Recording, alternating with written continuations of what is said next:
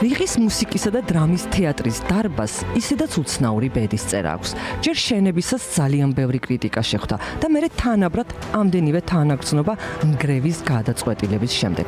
საკონცერტო დარბაზი წლებია უფუნქციოდ დგას და 10 წლეულებია მიზანმიმართულად გაპარტახებულია.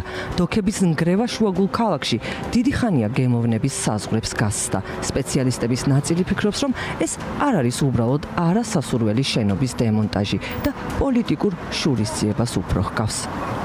ეს ისტორია ძალიან ძველია. უფრო პირადი ანგარიშსწორებაა ჩემი აზრით, ვიდრე რაღაც მსჯელობის შედეგი.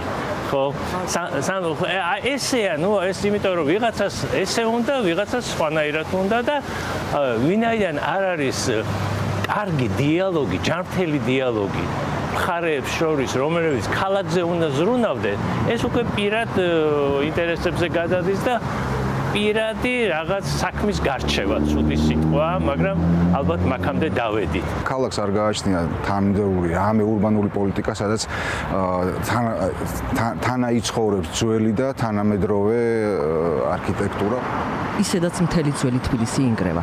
საზოგადოების, მით უმეტეს კი მოთვინიერებული საზოგადოების ნაწილის მგრძნობელობა ამ ნაგებობასთან ნაკლებია, რადგან დოქებს ფუნქციაც არასოდეს ჰქონია. ზოგს ისევ არ მოსწონს. ზოგიერთი დოქებს მიეჩვია და ფიქრობს, რომ ის დროსთან ერთად ძველი ქალაქის ლანდშაფტს შეერწყა. მაგრამ ვერ ნახავთ ვერავის ამ ქვეყანაზე ოცნების ხელისუფლების გარდა, ვინც შენობის პირდაპირ გრევის მომხრეა.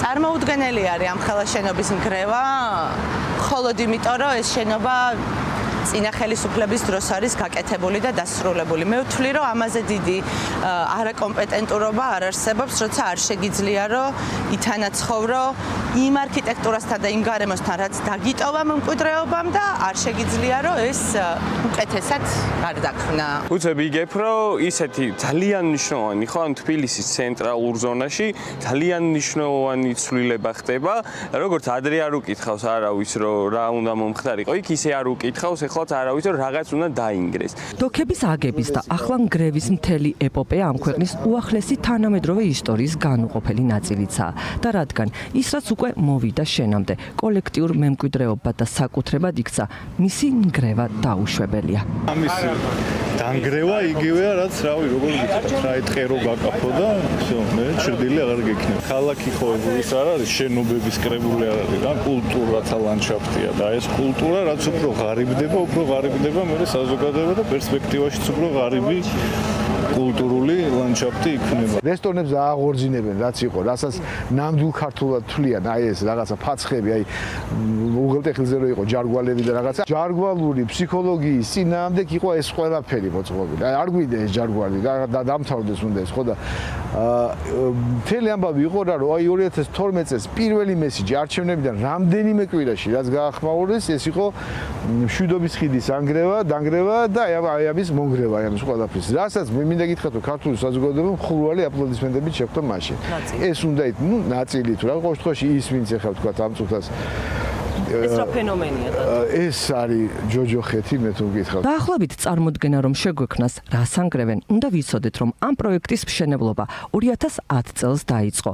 566 ადგილიანი სამუსიკო და თეატრის დარბაზი, საგამოფენო დარბაზები, ფოიე და სხვადასხვა ინფრასტრუქტურული ელემენტებით ნაგებობის ფასი, რომლის შიდა ინტერიერი ხელისუფლებაში მოსულმა ოცნებამ არ დაამთავრა 40 მილიონ ევროს აღწევს. გადმომიყვანეს ზედამხედველობაზე რიყის პარკში, სადაც უშუალოდ ვესწრებოდი ყველაფრის მშენებლობას. დაწყებული ახალი გვირაბით, დამთავრებული ამ პარკის მთლიანი ურბანული განაშენიანებით და საკმაოდ დიდი ხანი 2 წელი მომიწია აქ ყოფნა. ვიყავი 24 წლის, მიწევდა ყველაზე დიდ არქიტექტორთან ერთად, ერთ-ერთთან აღიარებულთან მსოფლიო მასშტაბით, რომელსაც არაერთი ღირებულება და პრიზი აქვს მოგებული, მიწევდა მის სტუდიასთან უშუალოდ კომუნიკაცია. ეს ქვეყანა შეიქმნა ნგრევით. და აი ვერ გამოვძვერით. გული მწყდება იმაზე, რომ ბოლომდე ვერ ვნახე ის, რაც იმან ჩაიფიქრა. მე სტუდენტებს კი ვერ შემყავს. იქ რომ დავათვალიერო, ცუდია თუ კარგია, რომ ვიმსჯელო. მე არ მეშვებენ შიგნით.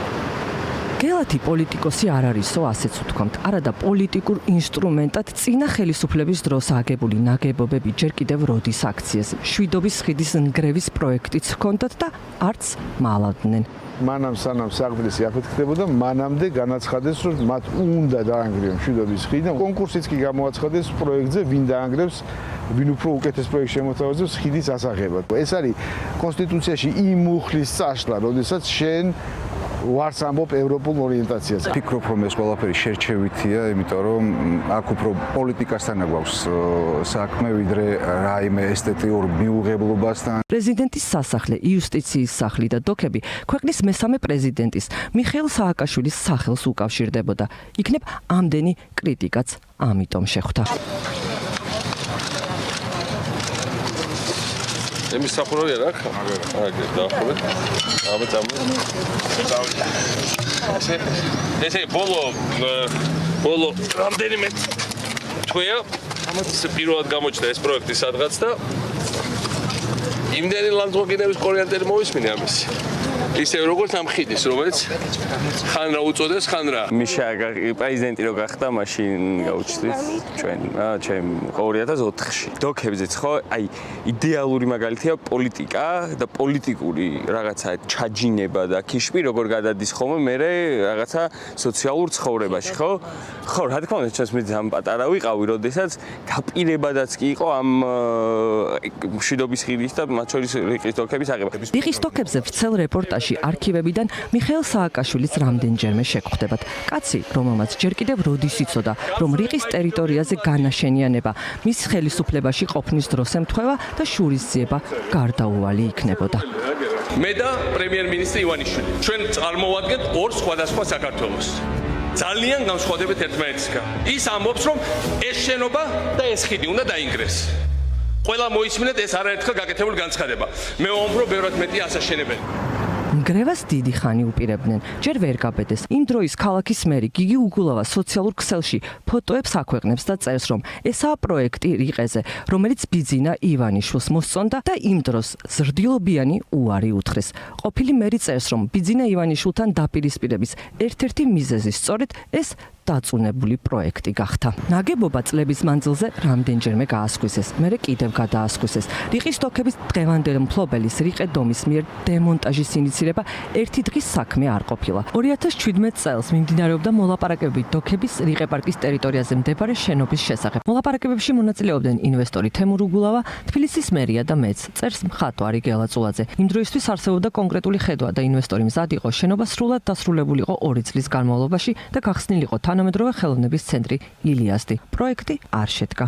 მაშინ საინვესტიციო ვალდებულება პირდაპირ იყო, რომ რიყის დოქების ეს მართლაც უნიკალური არქიტექტურული ნაგებობა, თუმცა თავისებური, ესეც უნდა აღვნიშნოთ, სადაც ყველანაირი ტიპის ბიზნეს ვერ აწარმოებ, უნდა შენარჩუნებულიყო და კერძო მესაკუთრეს იქ უნდა განევითარებინა მხოლოდ საგამოფენო და სამუზეუმო სივრცეები. მანამდე კი სპეციალური კომისია გაიარა და საბოლოო გადაწყვეტილებამდე პროცესი ერთსულოვანიც არ ყოფილა. და ის რომ თითქოს ოცნებამ ამ დრომდე არ იცის, რის აშენებას გეგმავს ახალი ინვესტორი რიყეზე საზოგადოების შეცდომაში შეყვანის მცდელობაა, რადგან მერიის წინასწარი კონსულტაციისა და შეთანხმების გარეშე ახალი მფლობელი დოქების შენობას ვერ და არ იყიდდა და მერია არც დემონტაჟის უფლებას გასცემდა. ის, რასაც ამბობს კახა კალაძე, არის მისთვის ჩვეული ძალიან დიდი ტყუილი, იმიტომ რომ კერძო მესაკუთრე იქ შენობას არ იყიდდა, რომ წინასწარ არ ქონოდა რაიმე ტიპის მოლაპარაკება იმასთან დაკავშირებით, რისი გაკეთების შესაძლებლობას მიცემდა მას თბილისის მერია.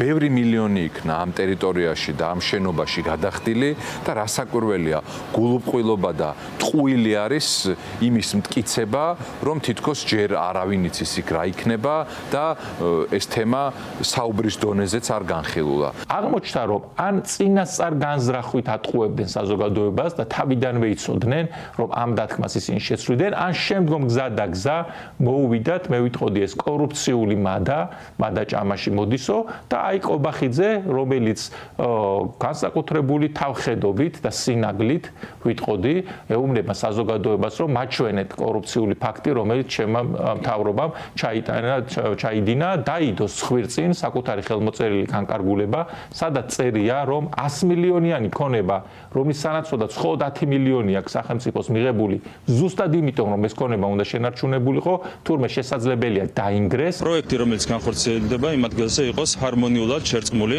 ძველი თბილისის გარემოსთან.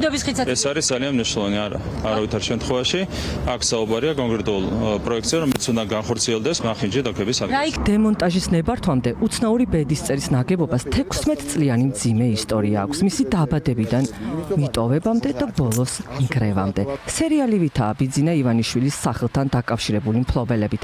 ის აპირებს და ფაქტია უკვე თბილისის მერია მამის ნებართვამას მისცა, ბუახტინოს რიყის დოქების დემონტაჟი, დანგრევა, განადგურება და შემდგომ აქ უკვე კობახიძის განკარგულებით პირდაპირ მიცემული აქვს უფლება ააშენოს სასტუმრო თავის თავში მოიცავს როგორც ჩანს კაზინოებს, რესტორნებს, ანუ რეალურად ჩვენ მივიღებთ ამ სარეკრეაციო სივრცისთვის აბსოლუტურად შეუსაბამო ფუნქციის შენობა ნაგებობას. დავით ხიდაშელით, რომელიც რიყის დოქებს გარეჯი საქართველოს სპეცოპერაციის შემდეგ ჩაიგდებს ხელში. კიდევ ერთი მფლობელი, ოცნების დეპუტატი, ბიზნესმენი გიორგი ბარვენაშვილია, რომელიც ამ შენობას თურქ ინვესტორზე გაყიდის. ხელისუფლებამ ფაქტობრივად გააჩუქა დედაქალაქის ცენტრში, რიყის სარეკრეაციო სივრცეში 15000 კვადრატული მეტრი მიწის ნაკვეთი, მასზე მდგომი 8000-ზე მეტი კვადრატული მეტრი. დაირღვა პროექტის ავტორის, ცნობილი არქიტექტორის მასიმილიანო ფუქსასისა და მისი სტუდიის საავტორო უფლებებიც. არქიტექტორი ყვება, რომ ქალაქის მთავრობას წერილობით რამდენჯერმე მიმართა, თუმცა პასუხი არავინ დაღუბრუნა. პირველი ხანი არც გჯეროდა. წერილი მაისში გავაგზავნეთ, მაგრამ ამაოდ მათ არასდროს გვიპასუხეს. ძალიან მიყვარს საქართველო, ძალიან ლამაზი მოგონებები მაქვს. და მაინც ბევრი რამ შეიცვალა თქვენს ქვეყანაში. წლებთან ერთად და ამ ცვლილებებს ეწირება ეს ნაგებობაც. სიგიჟეა. ყველა მიცის ეს პოპულარული საკულტო შენობაა. პირველად შევეჩეხე ასეთ რამეს. შეეძლოთ შეეცვალათ ფუნქცია მიეცათ, მაგრამ არა, გვინდა დავანგრიოთ, ამბობენ ისინი. I want to change, I want to destroy it. The structure is no architecture. კალაძე კი გვარწმუნებს, რომ მასიმილიანო ფუქსას მისთვის წერილი არ მიუწერია. წერილი რო ყოფილიყო შემოსული, მას ეკნებოდა შესაბამისი პასუხი მუნიციპალიტეტის შესაბამისი სამსახურების მხრიდან. რიყის დოქებთან დაკავშირებით გადაწყვეტილებაა მიღებულია. ეს იყო სრულად უფუნქციო შენობა ნაგებობა, აბსოლუტურად გაუმართლებელი, როდესაც თავის დროზე ათეულობით მილიონი ლარი დაიხარჯა ყველანაირად უფუნქციო. კორუფციასთან და პოლიტიკურ მოტივებთან ერთად რიყის დოქების ნგრევის გადაწყვეტილებას მოხვა ოცნების ჰიუმორიც. ერთი დოქები რატო არ ვიცი, უფრო გრაფინია თუ რაღაც. რა გააკეთე დოქი რატო, აი ვინმე მიცით?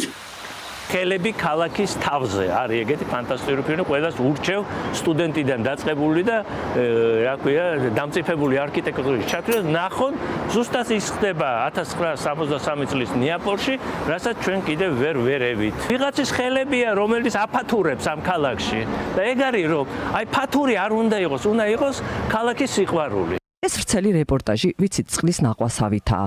დოქებს მაინც დაანგრევენ და შესაძლოა რიყეზე მალე კაზინო ფაცხები ვიხილოთ.